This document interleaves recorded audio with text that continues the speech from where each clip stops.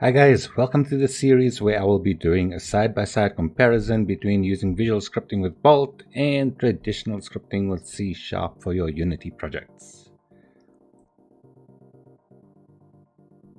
On a high level, using Bolt involves creating nodes and defining your gameplay flow and interactions in a visual way.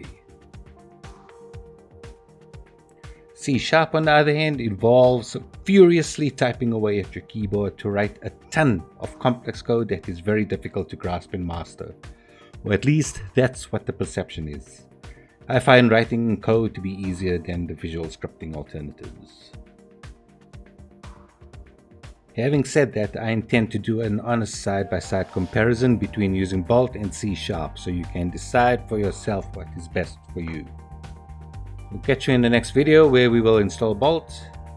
If you haven't already, please install Unity and make sure you have Visual Studio installed as well. This is covered in another video, link in the description.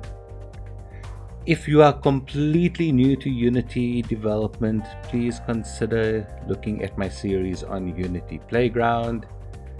It will get you used to the user interface and get you used to game programming concepts as well. It's excellent for beginners. Okay, catch you in the next video.